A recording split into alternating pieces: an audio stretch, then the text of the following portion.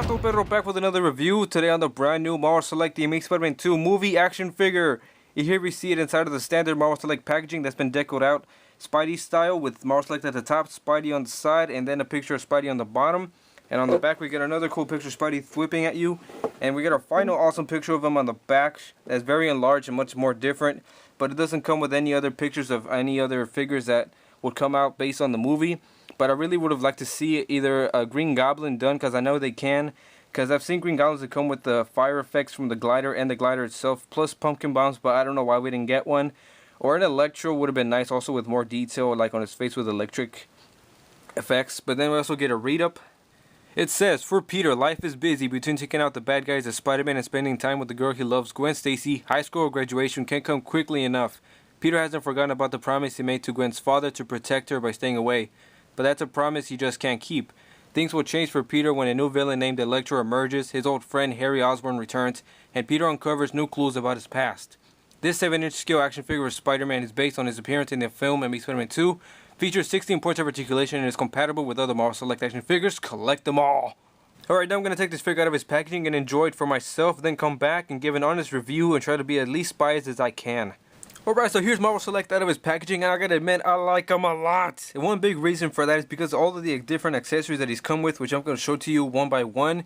The first we see right here is his basic fist hands, which you can just attach, and those have hinges that go up and down. You can see right here like standard figures would. And most of them have their own different type of articulation depending on what side they go for what they're meant for. So yeah, these are fists. Here's Spidey with his web whipping hands, which do not have any type of articulation and then just peg in, but they're angled much like the Hot Toys Iron Man would be, so it can repulsor blast. And they include detachable webs, which are mostly painted silver, and they do detach by a slit, and then you can just peg them in back into the wrist section of his hand. And they are really awesome and really nice, and I'm glad they put it in because they add a lot more displayability to your Spider-Man action figure. These are his open palm hands, which you can use for wall crawling poses, and they do articulate up and down.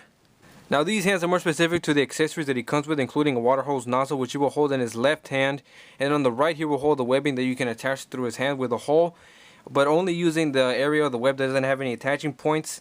And they both have articulation that moves up and down on the wrist.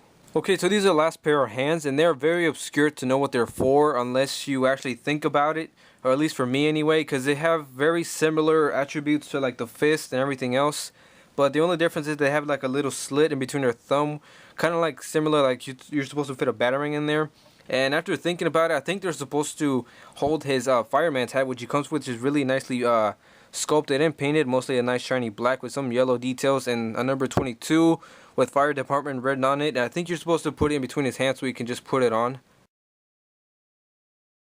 So as you can tell by my little stop motion, you're supposed to make him grab the hat by the edge and hold it between his thumb and hope that it won't fall out, because it seems to be doing a pretty good job of having a grip on it. And I forgot to mention that both of his hands have hinges that move up and down, and this is the only thing that I could come up with that he's supposed to do with those specific pair of hands. If there's anything I'm doing wrong, or do you have any other suggestions, please let me know in the comments. And yeah, we're going to take a closer look at his other accessories, which include his two webs. He also comes with two webbings, one of them being a 15-inch webbing, which is this one right here. And in package, it'll be kind of warped as soon as you get it out because of the way it's inside the box. And another one which will measure around exactly 12 inches. And the 12-inch one has two little clips on both sides, which you're supposed to connect together by clipping them at either size you want. Whether you want it to be 5 inches longer or 5 inches shorter, you can just clip it in together like so. And it'll stay together using the patterns of the web where it kind of wraps each other like spaghetti to stay together. And then the one end of the 15-inch one has a little area on it where it doesn't have any type of clip, which is the side you want to use to go onto a Spidey's hand, specific for holding the webbing. Okay, so get into the actual review of the Spider-Man figure. As I said before, I'm going to try to be as least biased as possible, but I gotta tell you the truth, I like it a lot. Way too much to even hate it a bit. But I am going to tell you my minor nitpicks that I have with it.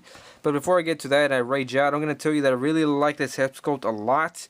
And it is incredible, but it does resemble a lot of the Marvel Legends one you can see right here. They are very similar in shape, but this one does have different eyes and more paint detail than this one did. And I understand that they're both from the same movie, but they still share very similar attributes. But I do like this one a lot better because it has a lot more paint detail inside of the eye, having some kind of a gray, black shading in between the edges of the eyes, and it gets more white between the middle. And then the actual rims of the black areas of the eyes are very nicely done, and they don't go outside of the area where they should. And the webs are all painted really nicely, and they all go across his face very well, and they're not messed up or anything. They're not all over the place, probably like the first Marvel Select figure, which is great because that's where most of my eyes go to when I look at the figure, which are the face, and it's done very well. But as I was saying before, it does match a lot of the Marvel Legends, even in the shape that it has around the jawline right here. You can see they both have kind of the same shape, but I do like this one of the Marvel Select a lot better.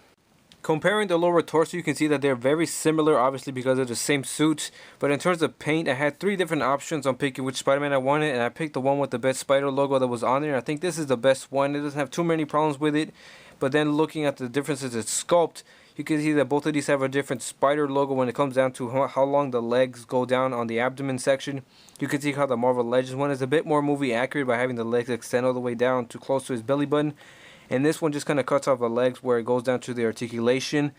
And yeah, I think these are just the webs that are designed of the suit instead of the Spider logo. Now, depending on who you are, you might want the more movie accurate suit of the Marvel Legends, or you might not like the longer legs because it's not as comic book accurate, in which case you might want the Marvel Select. So it's all depending on you.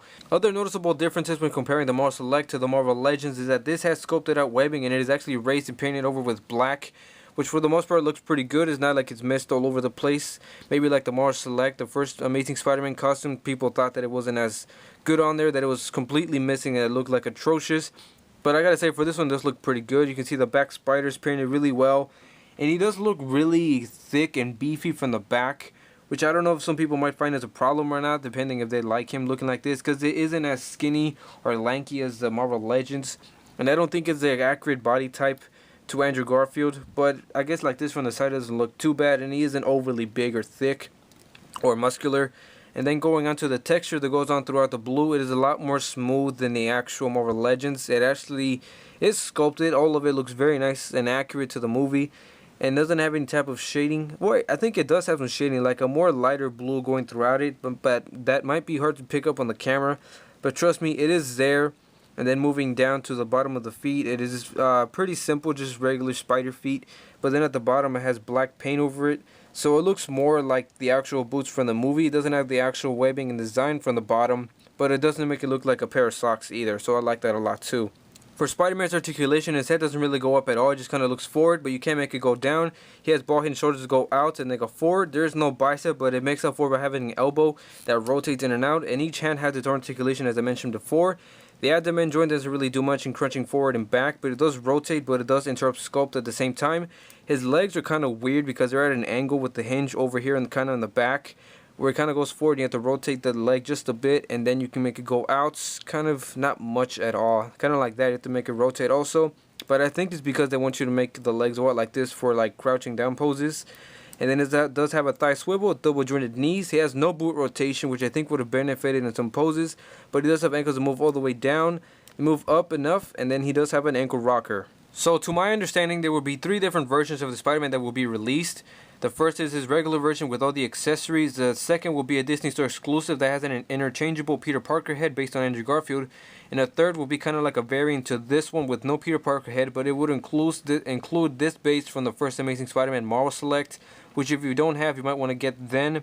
But if you already own it, you can just use it on this figure and it will peg in perfectly. So this being a Marvel Select figure, he does stand exactly 7 inches tall. Here he is to the Infinite Series Marvel Legends Spider-Man. You can see how much taller he is than him, and he is a lot lighter in color and blue than this guy. Here he is to the Marvel Select Rhino, and you can obviously see how much bigger Rhino is, which I think works perfectly in scale and does look very nice. Here he is next to the first Marvel Select Amazing Spider-Man. You can see the big change in costume, and the Marvel Select Amazing Spider-Man 2 figure seems to stand a bit taller than him, but I do prefer the build of the first Marvel Select Amazing Spider-Man. And finally, here he is to the Marvel Select Venom, and they look pretty awesome together.